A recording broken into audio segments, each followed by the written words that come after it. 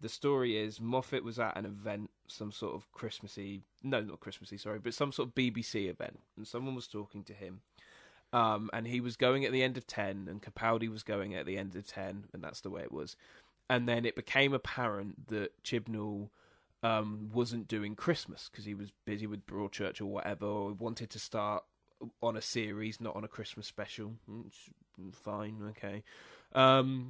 So basically it became apparent to Moffat that it wasn't going to have a Christmas special. And his attitude was, if we lose the Christmas special once, then we lose it full stop. Because it won't be a tradition of Christmas TV.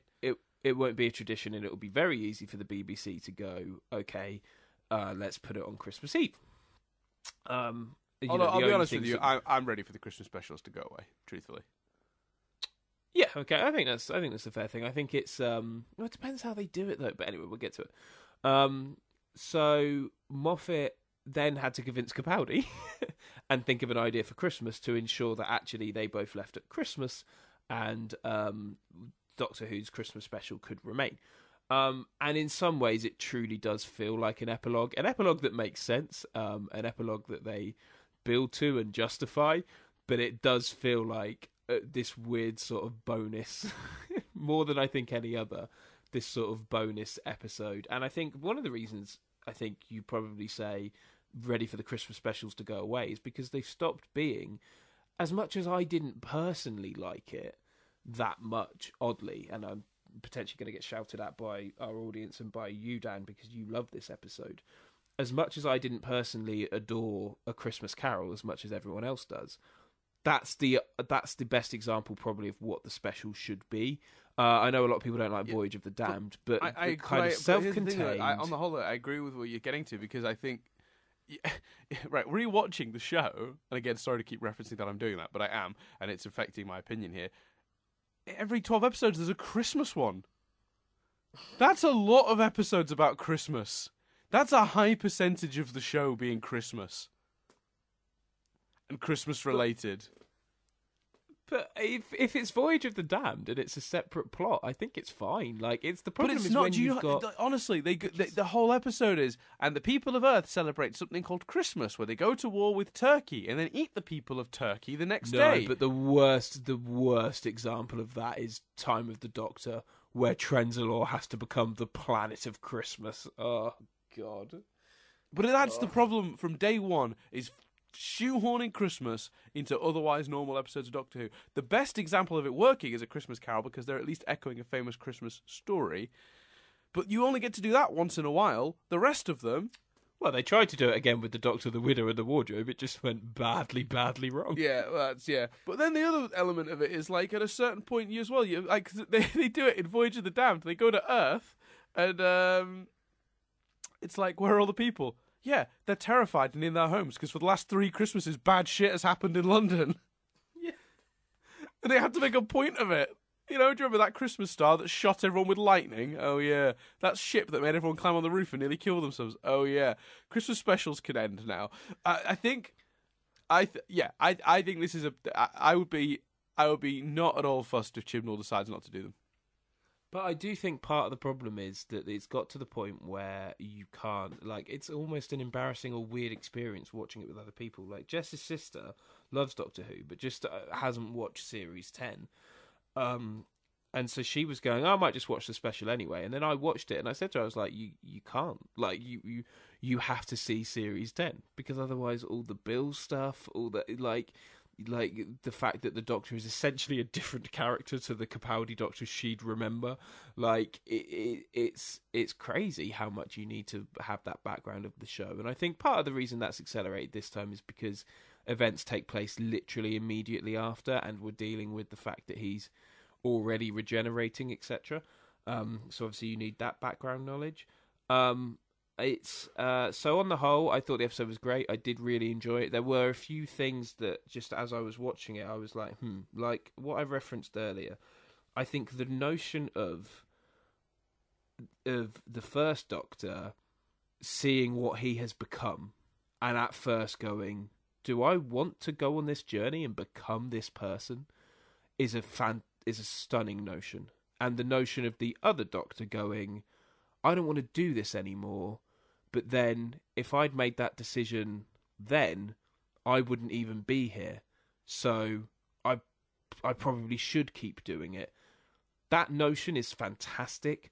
I don't feel like that was explored to its full. Like, as much as we had the Doctor of War stuff, we didn't really then have the moment where the First Doctor says, what have I become? Do I want to become this? It's all there, but I don't know if it was as fleshed out as it could have been.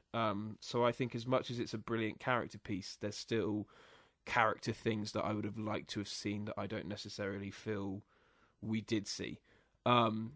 I don't mind, unlike some people, I don't really mind that there is no real villain and that plot isn't kind of necessarily a full plot. I thought it was weird watching it, but then I just kind of accepted, like, okay, that's what that is. And like you said earlier, I'll sacrifice that for the character stuff. But I think for me, it's then they didn't do the character stuff fully. I also love the idea and have been expecting them to do the Christmas truce for a long time because it is a story that says a lot about Christmas, and is kind of quite, you know, it's quite well known and all that stuff. So to see them do that, but even that, they kind of do it and then everything stops while they watch, which is a really nice notion. But it's not like we've had Gatiss talking about, or his character talking about war that much.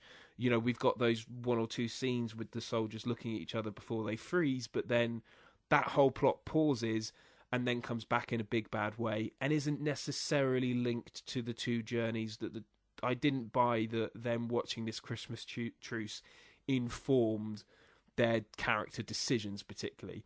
I felt like it was more informing the audience that weren't aware that happened of this really amazing thing. Those are some points. You've been silent for a long time, to the point where I'm almost worried that our phones have disconnected, but they haven't. No. So I was just carry listening on. to what you were saying. No, I think it does because it informs the companion discussion that those lost. You know, you know, if you were to bring back everyone I'd lost, all my memories, you'd fill this battlefield 10 times over. And I think, I think that even though it doesn't necessarily inform the character element of do I continue with this life, it does inform sort of the sort of the side plot of this episode, which is about the tragic nature of the Doctor's life, which is, you know, he must live and meet these people and lose them. He asks about Polly, and it's like, don't that's a million years ago to me. There's I forget what he says. He says something like early on in the episode about Polly. What's the reference to that? I've forgotten already. I only saw this a week ago. But, well, he that leads to another sticking point that people have had. I think he says something like, "Oh, Polly's clearly gone," and Capaldi looks sad, and then it becomes a reference to the fact that the TARDIS is dusty. It becomes okay. We'll talk about that in a minute. I don't want to go off topic just yet, but yeah, that's another element we'll need to talk about. But I think there's this running theme in the episode about one of the things that's a part of the Doctor's lifestyle choice is that he meets and loses these people hundreds of times over. You know. And that he's basically just destined to continue to lose his loved ones for eternity, and it's this really weird, tragic lifestyle, which is basically, that's the counterpoint, you see, I think, in a weird way, because it's like, it's, yes, you save all these lives, but think about those you lose personally as you travel with these people.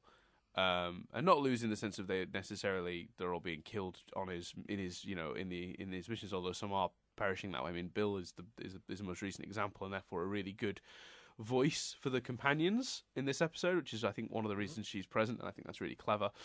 So I think that all works really well, and I think that the Christmas truce thing is, one, the only Christmas element of the episode, so that's good. But two, it does lead to that whole the culmination of that companion plot, which is almost weirdly the counterpoint to, no, I should do this, I'm saving lives. So it's really interesting, and that's also obviously leads you to the Clara moment, which we'll get to. But let's talk about this casual sexism then.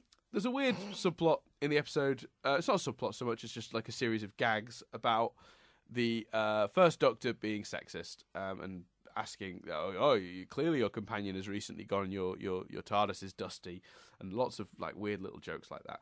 Now, historically, yes, early Doctors were a bit sexist. There was definitely a Troughton moment where he gives his TARDIS team tasks, and I'm pretty sure it's, you go talk to this person and investigate this. You do this, and he turns to the one female member of the TARDIS crew and goes, "And can you make some tea?"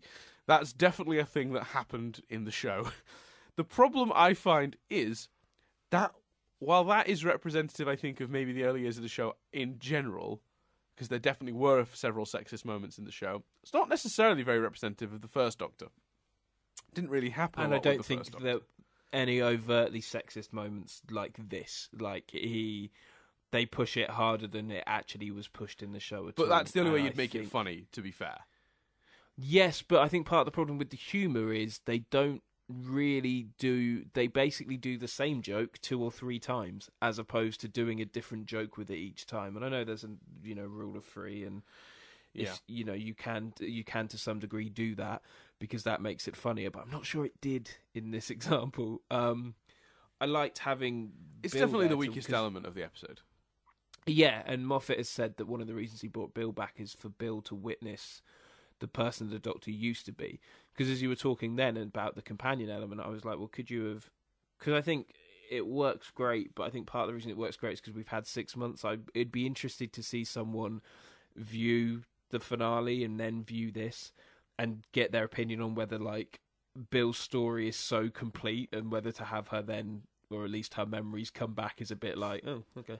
I think it'll work great because I obviously I haven't done that yet, and I will because I'm working my way back through the show. Hopefully before Whittaker takes over is my goal, is to get back to this point. Mm-hmm. But I do think it will work because it's very clear that it's not her, that it's just a memory, and that's a perfect way to sort of have your cake and eat it too without feeling cheated, in my opinion. This script is actually genius in many ways. Yeah. Don't disagree with that because it doesn't undo anything. It does not do a single thing of that finale, which we've established was stunning. Because my thought was like, in the lead up to it, my assumption was that Bill would basically come through and be Super Bill, be travelling through space with Heather. Maybe even Heather would be there, and it would be just this slightly odd notion. But actually what we got, like you say, didn't undo anything. It doesn't stop the fact that she then went on to travel having space adventures with the Puddle Girl, with Heather. It did give Clara and Bill very similar endings, Moffat. But so I was like, when you were talking about the companion thing, I was like, oh, maybe Susan. What if you had Susan? Like, would that have been interesting? You have to play it slightly differently. Maybe then it's more about Capaldi because he's like, well, I haven't, I lost my granddaughter. I don't want to lose anyone else. But I think Bill is the right choice because Bill is the best person to look at who the Doctor was and who the Doctor is and it be amusing. And it's just, you feel, a review I read summed it up really well, which was, we've only got one season of Pearl as a result of circumstance and timing, and I think Chibnall's right not to bring her back. I think it's right that the next Doctor starts afresh, but part of that means we only get one season of Pearl, and that is a crying shame because she was fantastic. And I think even if he did bring her back just because he wanted more, she was Bill, asked apparently. that's fine.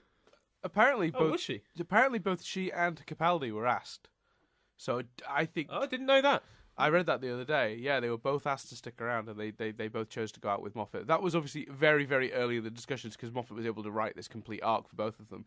So it was obviously before Moffat had even written the end of season 10. I imagine it's a similar thing to Tennant had said he was going, and then Moffat asked if Tennant wanted to stay, and Tennant, I believe he even, in the writer's tale, even talks about how he told him the plot. So presumably he told Tennant about the cracks and all of that stuff, and the Pandorica and stuff. But Tennant still rightly said no. And I think it was right for Capaldi too. And I think it is cleaner if Bill does as well. But it's such a shame. Yeah, I think it's always good. I think this is a tradition I'm hoping sticks around now because in the old days, people came and went in weird spits and bursts. So each season it'd be like, oh, there's a new element So we've lost one of the writers, or we've lost a companion, or we've lost the Doctor, but the other bits all stuck. So it's just constantly weird little things changing. This show has found 3 now excuses to do a complete reset. You know, at the beginning of the Moffat era, it was able to, you know, obviously Rusty Davies at the beginning of his era, he completely got to reset because it was a new production from the previous series, which had ended many years before. Moffat got to do it when Davis went, because Tennant was left with him, as did the companion at the time, Donna. So it allowed them to completely do a reset. Then, of course, here we are in Moffat's era with Capaldi and Pearl. Capaldi and Pearl, and then they've had the same situation, which is with a new writer coming in, and they decided not to stick around for that writer. They've decided to give him a chance to completely reset, create his own characters and his own versions of things. And I think ultimately that's probably better for the show, because it means you get this. Well, first of all, you get a little ratings boost, because it does feel like a complete new series. I remember the excitement for the first Moffat series, which was justly paid off really well, because it was that first series of Moffat's was stunning, maybe one of the best series of the show since it came back. Series 5. I'd argue the best. Yeah, it's hard to disagree with that statement. It's hard. It would be. Well, I'd struggle. 4 or 5, but anyway. For me, it'd be 2 or 5. Although I on the rewatch, season 3 actually holds up a lot better than I remember.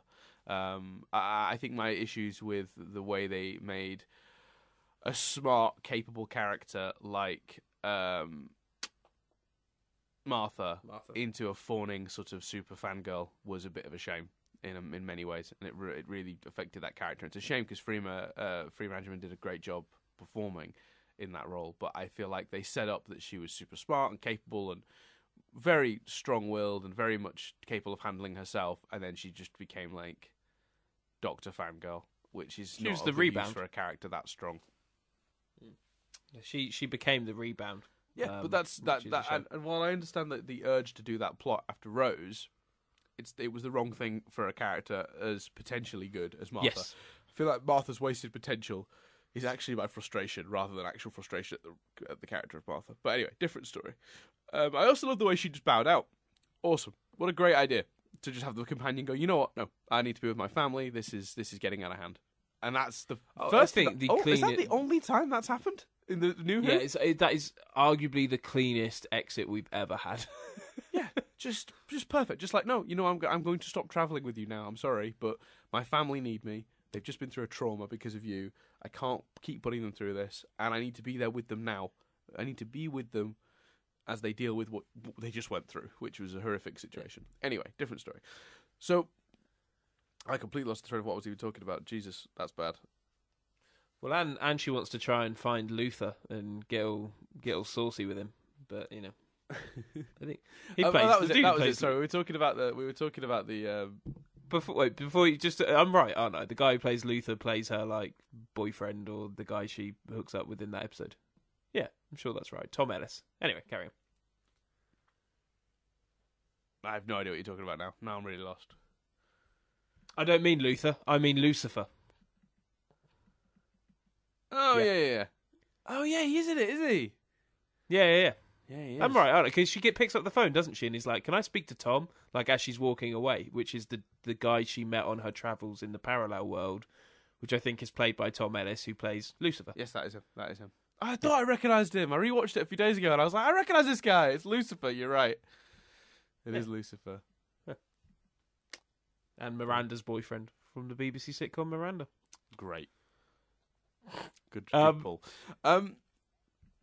David Bradley was stunning. I was in the middle of rounding to a point though. And sorry. I forgot it, then just remembered it, and the second I remembered it, you hit me with the stupid Lou thing, and I've forgotten again. Sorry. God damn it, Chris. What was I rounding Pearl, to? companions exits. That's Martha. where I ended up, but why was I talking about Martha's exit? It was relevant to something I wanted to say about this episode. Well, Martha's exit came from us talking about the best seasons. The excitement of a new team. Oh, that's right. So the excitement of a new team. So I'm glad it's worked out that way. Dear Lord, that was a hell of a backtrack. We had to really go through the weeds to get back to where we were. Jesus. So I think the new team is actually, and I'm hoping this stays a thing going forward now. I think it's really important that we revive the show every few years, because I think ratings-wise, for a start, the excitement people are going to feel for next season, knowing its whole... Like, I did it yesterday. I was talking to someone, and they were like, I don't know, I'm kind of done with Doctor Who. And I was like, but next year it's a completely new writing team, a completely new cast, a completely new everything. It's going to be like a brand new show. They went, really? And they were like, suddenly they were interested. I think if they promote it right, and promote it as a fresh start for the show, they could very arguably regain their sort of lost fans, their lost viewers. And so I think in future we need to maybe stick to this pattern. But I will say, I'll tell you another reason I want to get rid of the Christmas specials where I can, because I'm sick of the Doctor regenerating at Christmas. Yeah, it's annoying. Really, really drives me up the wall. That a bigger thing like a regeneration should be happening in the series, not outside of it in a special. I'm slightly annoyed with everyone. So let's address the Clara of it all. Actually, no, before, because there's not much more to say on this. I just want to make sure we don't forget to say it. David Bradley was stunning. Absolutely He fantastic. was absolutely incredible. What a performance. Yeah. That was mesmerising, and it felt like Hartnell was on the screen. Yes, it's stunning. And they even wrote in, like, again, the genius of the script, Moffat writing in an explanation. Like, he didn't need to do that. Everyone had just accepted that he was playing the First Doctor. There was no need for Moffat to go, God, your face is all over the place. But how beautiful was that? Yeah. Like, to put an in-show explanation for why he looks like David Bradley. Stunning. I just wanted to make sure we didn't forget to do that. No, absolutely, 100%. I would 100% agree. Can I very quickly just read you something that Peter Capaldi wrote to a young fan? Yeah, sure. I just saw this and I thought it was really nice. Dear David, I hope you're having a very Merry Christmas. Christmas is always good fun. Well, not always. Not every single second. Regenerating, for example, is not completely good fun. This kid, by the way, sent him a letter saying he was very upset that he was regenerating. Mm-hmm. To clarify, regenerating is not completely good fun, and it usually happens about Christmas time. But you know what? Even though it can be a little bit icky, like a really bad flu, it has always turned out to be good for Doctor Who. The new Doctor always becomes your favourite one, and the one that goes, well, he never really goes. He's always there, somewhere in time and space. And if you think about him hard enough, you'll see him, and he'll see you. Aww. Isn't that beautiful? That's lovely. Yeah. It's like the Doctor says, everything ends, and I've made it small, and it's always sad, but everything begins again, and that's always happy. Be happy. Ugh, Capaldi. He's the best.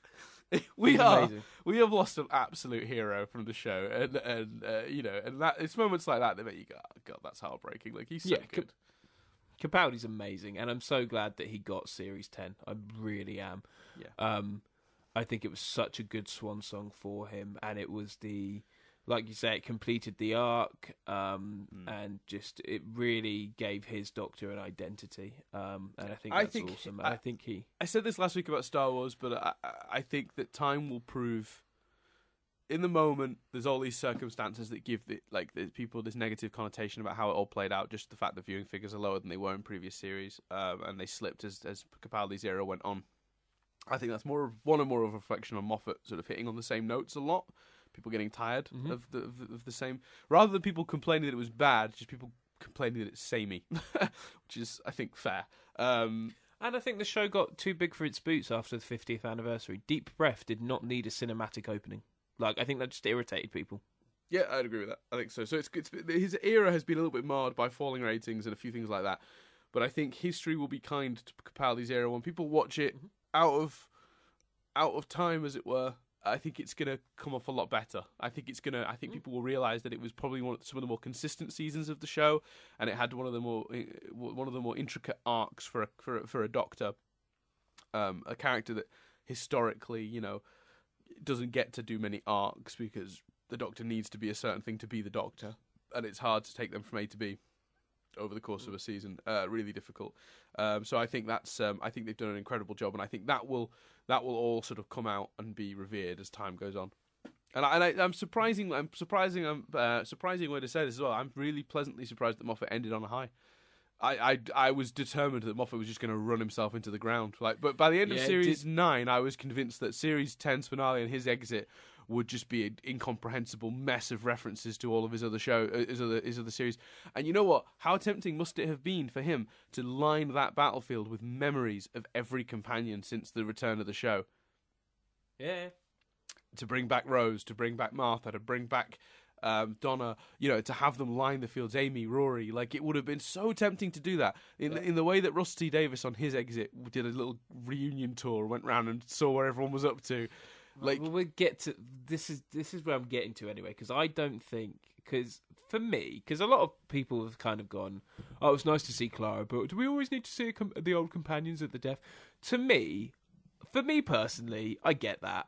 But I don't think it's necessarily fair. For me, the only one that sticks out in my mind as a little bit not really fitting with what was happening is Amy Pond randomly appearing in Matt Smith's imagination. That, for me, is the only one that doesn't make sense within the body of the episode, within the body of the script, within the body of the series. Yes, Russell T Davies had his farewell tour, but it was described as that by Tennant's Doctor, and the notion that was made slightly better as well in the Sarah Jane Adventures, with the notion that he went to visit Joe Grant and everyone else as well. That's a lovely notion, and I think it's fine. The Clara, it's all about memories. It's the glass person was able to produce Clara, and the idea that Capaldi's Doctor is complete again before he regenerates, also lovely. Because that ties up the arc of him having forgotten a companion. So it actually serves a purpose in giving him back memories he'd lost. Because if he doesn't do that, part of the problem is if he doesn't do that. Basically, what Moffat has done at the end of this series he has gone Chibnall, with the exception maybe of the shot of the wedding ring falling off, sort of seemingly underlying, right, we're done with Riversong, which I think is a shame, because the dynamic of Riversong finding out that the man she loves is now a woman is an interesting one. But anyway, what Moffat has done is the right thing, because what Moffat has done by giving the Doctor back Clara's memories of Clara is gone, here you go, Chibnall. If you want to use any of this, you can. Nothing's off limit. It's all to play for. If he doesn't do that, then if Chibnall wants to bring back Clara, he can't. He's got to explain that away. If Chibnall wanted to use Bill, he couldn't unless Bill comes back as the puddle woman. Like, you know what I mean? He's given a gift to Chibnall by doing that, and I think Russell T Davies did similar things. But not just that though. I think that the Doctor choosing to forget Clara as a part of this arc that we're praising was a really powerful moment, because it was quite a selfish thing to do, to sort of like put her to the back of his mind. Like, feels very like mean old man. It doesn't feel like be kind. That feels like I want to forget this pain for selfish reasons, and I'm going to forget all the good you did and all the help you gave me and all the valuable companionship I got from you. The Doctor is a lonely character when he doesn't have someone on this TARDIS with him. They've established that in the previous seasons of the show. But that wasn't my interpretation of that decision. My interpretation of that decision was, we've gone too far. We've become this thing where I will literally rip a hole in the universe to bring you back to life, and that's not right. One of us needs to forget the other one so that we don't destroy the Earth trying to protect each other. Thing, I suppose. But either way, whether it's that or not, the Doctor, because to me it was sort of partly a selfish decision. So when the Doctor gets his memories back, it's like the completing that be kind arc for me. But I can, if it's the other way around, does it still work? Let me think. If it is what you're saying, I guess so. It still works. It still works because he doesn't need. He's now in a place where he's not going to rip apart the universe. To get her back. He's now in a place where he is listening to He is listening to what Clara was saying in Face the Raven when she kind of said, no, everyone dies, you've got to move on. He's by letting himself move on and letting go of the Doctor. I think it still fits beautifully. I will say about that final line, I love that Moffat was like, it's not going to be about my exit. And in the main, the episode wasn't about his exit. It wasn't a grand tour of Moffat, but I love that the last line could clearly be applicable to both Capaldi and Moffat. It's Doctor, I let you go. Is that right? Yeah. What beautiful last words for him to have written, because Chibnall would have then written everything beyond that. So let's quickly talk about. There's one other thing, and then we'll talk about the regeneration specifically. Let's talk about the Dalek. Let's talk about Rusty, Were you surprised to see Rusty come back in this capacity? Yeah, and that's another example of me thinking the episode was quite Moffat. Because it just a bit of a sidestep for some cool visuals. And yeah, I mean, of course I was surprised. Oh, Jesus. Why was Rusty back? Just to get the biggest database, even though the TARDIS database has been referred. It's going to be interesting because I actually kind of we're going to disagree. Because I think Rusty again is a big part of the Doctor's arc. A Dalek. Well, he did start the whole "Am I a good man? Am I a good Dalek?" thing. Yeah, yeah, and I think that here to have Rusty be at the very beginning of his time as the Doctor, and then have him interact with Rusty at the very end of his time as the Doctor. Yeah, I think that's a really interesting sort of tail, top and tail sort of like tag to the show. One, I certainly wasn't expecting it just from a practical perspective. I thought, how do you fit a Dalek into this? But as soon as he said, biggest database, and you saw that thing, like, oh, it's Daleks, and then I went, it's not just Daleks, it's the good Dalek, it's Rusty. And setting up that he exists off somewhere and is just defending himself from all the Daleks trying to kill him because he's impure or whatever is a really cool concept, just in general. So I'm all on board for the science fiction element of that. But for me, seeing him interact with that Dalek again, considering what they taught each other and the progress particularly that his character has made, to me actually sort of is another thing that helps round off that arc. So it's not anywhere near as random or out of place to me. That's fair. Mm. Yeah. And I think in terms of the Moffatiness of the episode as well, because the whole thing feels like an epilogue, it really isn't just a series of... Like, when you think about Matt Smith's last episode compared to this, oh, Jesus Christ. Matt Smith's last episode is everything I fear about self-indulgent Moffat, basically. Yeah, I'm glad he got out of that let's throw everything at the wall for the sake of grandeur thing. Like, yeah, this is subtle and perfect in so many ways comparatively, and I'm really glad that this is what we got rather than that, because Jesus Christ, that was bad. So yeah. So I think I felt this is almost anti-Moffat to just be like, here's a simple premise about so we got these characters, this character that doesn't want to regenerate. We're gonna use this notion of a thing that takes people's memories and stores them as a catalyst to have him explore whether he wants to regenerate or not, as a concept. I don't disagree, but for me, some areas of execution were quite Moffat. Some of the character elements of the two Doctors weren't fully explored. The Bill thing, the Bill thing and the Rusty thing, you would really have to know the context and remember it to get it. Just little things like that. Sure, I don't think that's fair to call that a Moffat thing though. There are episodes from the Rusty Davies era that like Rusty Davies' last episode, if you didn't know who Mickey was, if you'd only watched the last series or two of his, you wouldn't know who Rose was, who Mickey was. You know what I mean? Like you'd be, yeah, that's fair. His farewell tour for David Tennant would have felt the same way.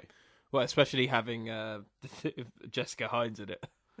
Yeah, that's a really random one, which I still love that they did, because that's my favourite episode of that run. So I'm all on board for that. But so Whittaker's here. We have a new Doctor. Yes, let's talk about the regeneration in general. Can the Doctor stop exploding now, please? It's not necessarily. I certainly think, can they stop exploding the TARDIS?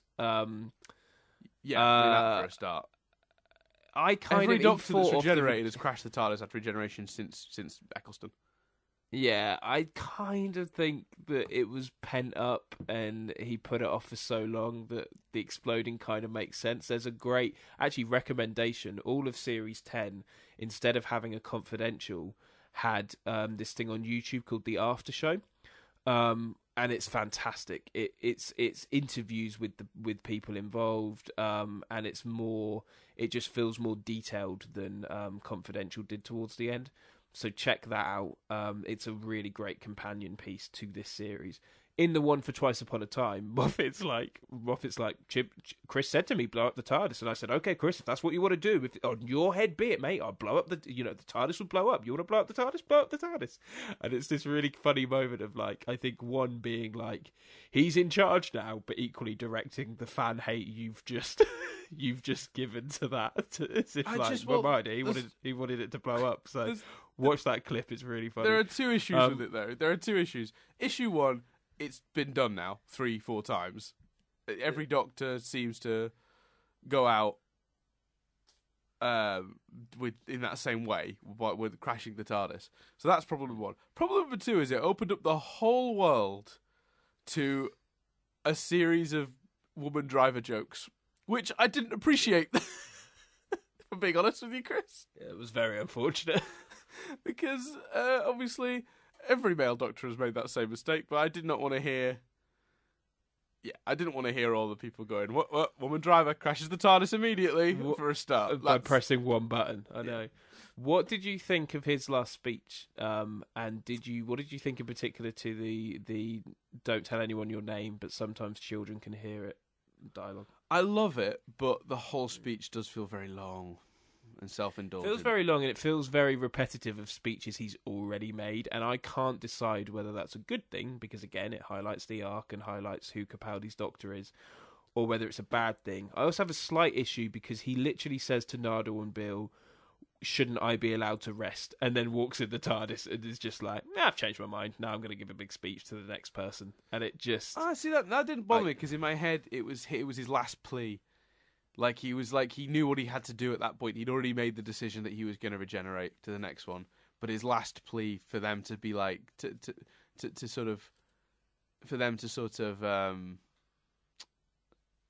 convince him otherwise. Can't I rest? Do I have to do what I know I have to do? That's how I saw it. So that was not a problem for me at all. Because in my head, he just sort of, like, it was the last ditch effort. It was like he knew at that point he'd already decided, no, I have to become the next person. Look at all I've learned from the first Doctor. If he had chosen not to, I wouldn't be here. And think all the lives I've changed and saved and blah blah blah. So I have to give the next person a go too. It's not fair for me to deny them that. And I don't deny the universe the potential saving that person or the good that person might do. So it'd be a selfish act. And that's another way that it tied in nicely to his overall arc. It would be selfish to let himself go that way. But I think he'd already decided. I think he'd already learnt what he needed to learn, and then that was just his last. Oh, can't I rest? And they because they don't agree with that, he then goes, "Okay, I'm doing this then," and then he goes in, and that's what happens. I like the notion of him talking to the next person, especially when there's no one in the TARDIS for him to talk to. Yeah, that's because in my head that's like him going, "They'll remember. They'll remember that I said this. This'll stick." Yeah. It's a really clever idea. I hope it does, because that's what Whittaker's Doctor should be. Whittaker's Doctor should be no questions about morality. There should hopefully be no questions about the fact that she's a woman. Jodie Whittaker's Doctor should be just them being her being the Doctor, and being so doctory, it's unbelievable. Very quick side note before you say your Whittaker thoughts. Completely fine with Gatiss playing the Brigadier's father, and Kate's grandfather, or her great-grandfather, whichever way round it is, being a relative of his. I'm fine with that. I think it's a nice notion that that's the reason the Doctor then finds the Brigadier. Yeah, I was on board with that as well, and I kind of saw it coming a mile away. Even before the episode aired, I was like, he's related to the Brigadier, this guy. I don't know how, but he is. So yeah, I thought that made perfect sense.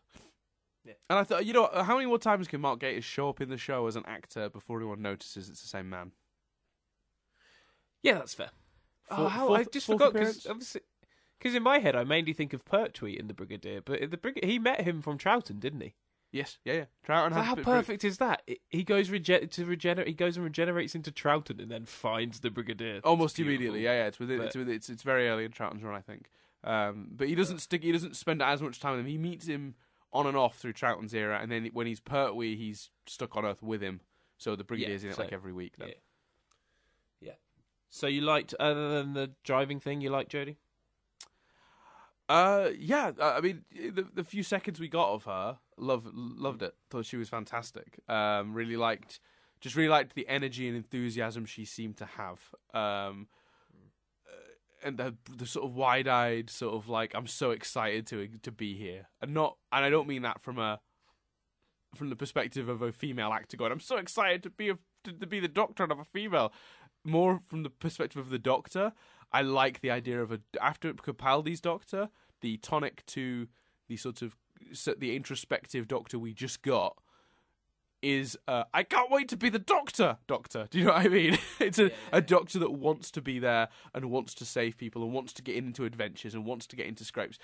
In a weird way, as much as I've enjoyed the more interesting character development of Capaldi's Doctor, what I have missed is is it always this dangerous? Yup. Element of the Doctor, like the Doctor that revels in the chaos of his life. You know, I again, as someone watching Tennant's era right now, this literally just happened where you know, I've just watched Partners in Crime where he meets Donna again, and she's just like, your life is always like this, isn't it? And he's like, yeah, it fucking is. He revels in that. And while again I appreciate everything they've achieved with Capaldi from a narrative perspective and a character perspective, and I think in the years to come it will be hailed as being some of the best writing and some of the most interesting character work the show has ever managed to do.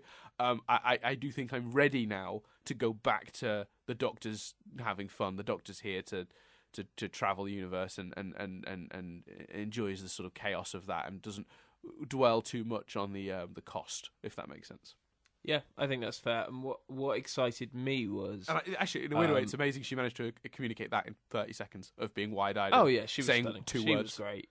Yeah, she was stunning. She was great. And I think the fact that having her, whilst the TARDIS blew up, having her fall out of it and be plummeting to the earth, it just felt like Chibnall's got a plan. And I'm sure he's got a plan. Whether I like his plan, who knows? But it kind of made me go, well, it does at least feel like, right, we're going here and we're doing this. So, and, yeah. I have a question. Mm-hmm. Is the Doctor finding the TARDIS the plot of the next series or the plot of just the next episode? Because the TARDIS vanished. Well, some people are theorising that the TARDIS is going to reappear underneath her and catch her, which I don't think is going to happen. But the Doctor trying to find the TARDIS would make a very interesting plot of the series. Had that not occurred to you until just now? No, not at all. That's what I thought when I saw it. I honestly thought that's what he wanted to do. He wanted to set up, she's on Earth, she's not got any way off, but she desperately wants to go out and enjoy and travel and do the doctory stuff, but is being held back by a lack of a TARDIS for at least a little bit. Oh, that's cool. That's a nice idea. It would surprise me if that's... I wouldn't be surprised if we didn't get that. But... Yeah, because I think as well, I think what Chibnall wants to do is immediate. I feel like he's torn there because I feel like he may find himself torn there because it's that or it's either you the consequence to that, to doing it that way, is that you then don't get to have your new wide-eyed Doctor actually go on those adventures straight away, which is, I suppose, what people are really desperate to see. So there's a chance it could be a single episode plot that ends with her reuniting with the TARDIS and it's reformed itself the way she has, and it's new TARDIS at the end of the first episode. Very, very similar to how Matt Smith's TARDIS regenerated over his first episode. Well, the other thing, and I'm just trying to look it up now. Yeah, the other counter argument is that the promo image of her, the TARDIS, is in the background. Yeah, but the promo image isn't necessarily anything, is it? No, I know. I'm just saying, like, it's got the TARDIS in, so my assumption from that would be that she does have a TARDIS, but remains to be seen. Well, yeah, because that TARDIS is clear. If you actually Google TARDIS, that image of the TARDIS is the first one that comes up. That's not even that promo image. Mm-hmm. No. That promo image of her in her costume, the TARDIS in the background is just a random Photoshop TARDIS from Google image. Oh, I see what you mean. Right, yeah.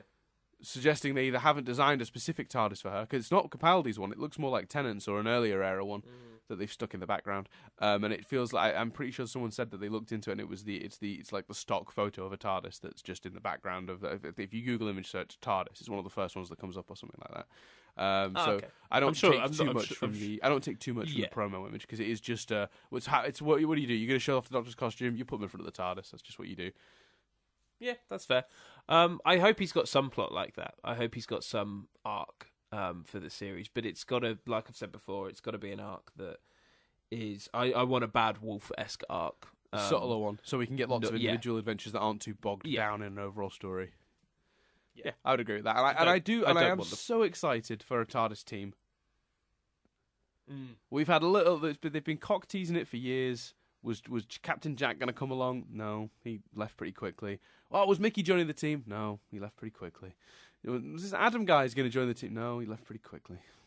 Amy and Rory were a team, but I guess, but they were I want a proper TARDIS team again. It felt like I felt like Rory was tagged on with Amy, rather than a few disparate people being pulled together on these weird adventures.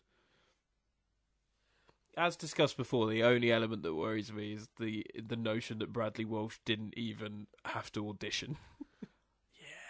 I'm so scared about Bradley Walsh's involvement, but we'll think about that another time. I mean, they might even go back to doing it the old school way of it's the teacher and his students. Wouldn't that be cool? Yeah, there's so many. I'm so excited for the future, and I'm so grateful that we got a great swan song in this series to Moffat and Capaldi, with both of them doing some of their best work, especially towards the end. Yeah. I think I'm pleasantly surprised that that's how it played out, because I was really dreading, because I thought Matt Smith's exit was pretty horrendous on the whole. There were elements of it that worked, but on the whole it was pretty fucking horrendous. And I think that with that in mind, it would have been very easy to assume this was going to be fucking terrible. And it wasn't, and that's good. And I'm really pleased. There you go. One last thing: were you disappointed there wasn't a with the end of Tennant's era? There was a little trailer for Matt Smith's era. Disappointed there was nothing for Jodie. But no, because I didn't expect there to be. Because I just didn't think it. I know they'd been filming, but I just couldn't see how they'd turn it around so quickly, and I didn't know if it was. They've not confirmed that it's coming back in April, and I wasn't surprised to not see one. Okay, yeah, a lot of people. There's been a lot of debate about that, whether it's coming back at Easter or November. No one knows. See, I wasn't expecting one, so I wasn't disappointed. Yeah, but we got one for Matt Smith. They'd only filmed the first sort of 5-6 episodes of his series. No, but we'd had more. I just felt like we'd had more shots of them filming. We'd had more details. I think we'd had that with Jodie Whittaker. They've actually been doing a lot more indoor filming than they did with Matt Smith. So maybe that's why. But I just for whether I was wrong or right to not expect one. The answer to your question of was I disappointed is no, because I didn't expect one. Yeah, okay. I think a lot of people were expecting one, because it's become a bit of a weird tradition after the Christmas Were you expecting special to have a trailer for the next series, unless the series is a November series, in which case, no, you don't get that. So I guess maybe that does indicate that it will be a November series. Maybe that's what that's indicating. Yeah. Were you disappointed then? Yes, very. I told everyone to shut up as the credits finished. And then a trailer for Mrs. Brown's Boys came on, and made me want to shoot myself in the fucking face. Maybe the next series is a crossover. Don't joke about these things, Chris. Hey, if you want to bring the numbers, Mrs. Brown's Boys pulls in the viewing figures. You can't deny that. I'm not having this conversation with you, Chris. I will not abide. Just Mrs. saying, Brown's Boys it's the biggest show on Christmas Day. You want to bring up the viewing figures for Doctor Who. Not the worst notion. Please, no, it is. Stop, Chris. Stop. Don't give them any ideas. Do not give them any ideas.